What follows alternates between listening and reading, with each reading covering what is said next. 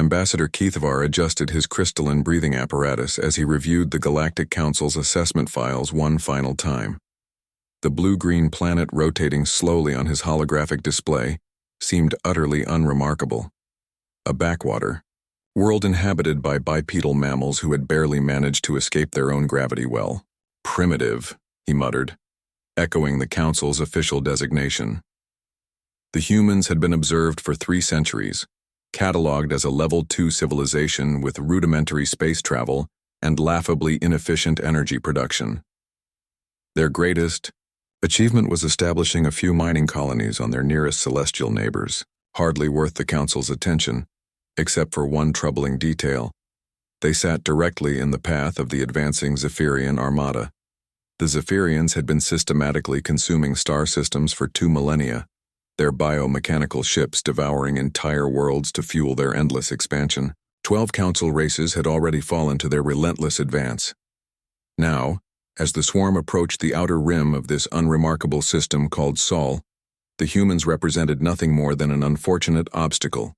Keithvar had volunteered for this diplomatic mission primarily to observe the extinction of a species firsthand. A morbid scientific curiosity. The Council had agreed to offer the humans evacuation to preserve them as specimens, though few expected the primitive beings to comprehend the magnitude of their situation. The human vessel that approached Keithvar's ship was crude by Galactic standards, metal plating welded over a basic framework, chemical propulsion systems that wasted enormous amounts of fuel, and communication arrays that operated on ancient electromagnetic principles. When the airlock sealed and the human delegation boarded, Keithvar barely suppressed his amusement. The human leader was a small female with graying hair and intense dark eyes. She introduced herself as Admiral Chen, though her military rank meant little to a species that hadn't even achieved interstellar warfare. Ambassador Keithvar, Chen said, her translator device rendering her primitive vocal sounds into civilized thought speech. We appreciate the Council's offer of evacuation. However, we must respectfully decline. Keithvar's gill slits fluttered in surprise. Admiral, perhaps you misunderstood. The Zephyrian fleet numbers in the millions. They have consumed civilizations far more advanced than yours. Your refusal condemns your entire species. We understand the odds, Chen replied calmly, but this is our home. These are our worlds. If we're going to die, we'll die fighting. The absurdity of it struck Keithvar as almost poetic. These creatures, with their chemical rockets and kinetic weapons, believed they could stand against a force that had humbled star-spanning empires. 3 days later, long-range sensors detected the first Zephyrian scouts entering the system. Keithvar remained in Sol space, ostensibly to document the humans' final hours for the Council archives, but truthfully fascinated by their defiant behavior. What followed defied every tactical prediction in the Council's databases. The humans didn't meet the Zephyrians with a traditional fleet formation. Instead, they seemed to scatter, their ships disappearing among the asteroid fields and outer planets. The Zephyrian vanguard, expecting easy prey, pressed forward toward the inner system. That's when the humans revealed their true nature. Asteroids that had appeared barren suddenly erupted with weapons fire. Hidden bases throughout the system activated, simultaneously, launching coordinated strikes that carved through Zephyrian formations with devastating precision. The humans had spent decades hollowing out asteroids, moons, and planetoids, turning their entire solar system into an elaborate fortress. But it wasn't just their tactics that astonished Keithvar. It was their weapons. These supposedly primitive beings had somehow developed directed energy systems that rivaled Council technology.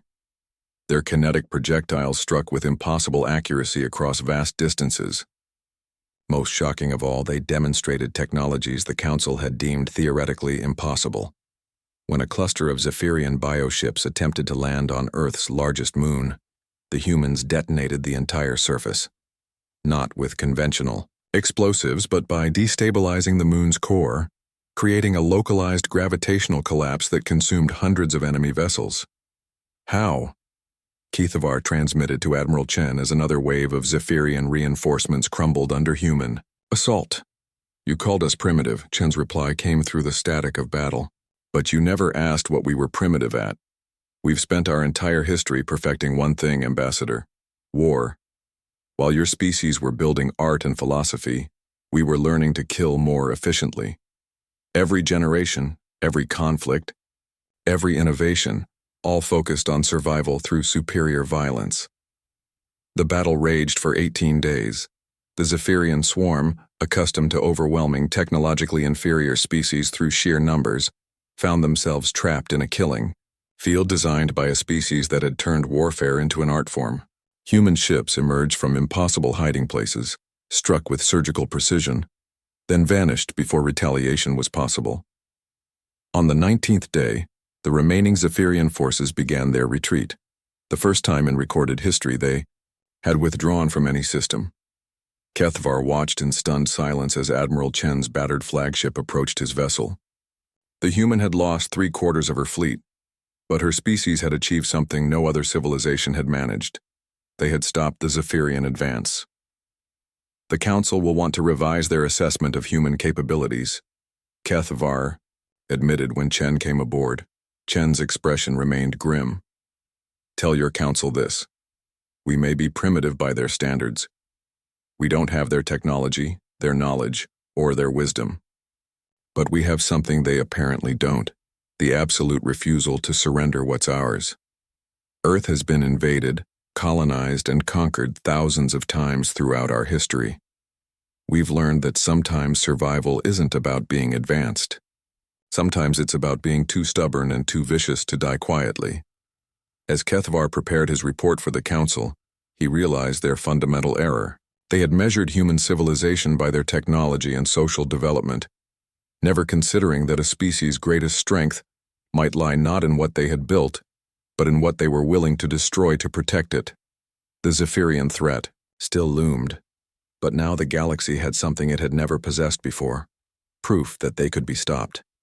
And standing guard at the gateway to the galactic core was a small blue world populated by creatures too primitive to know they were supposed to lose.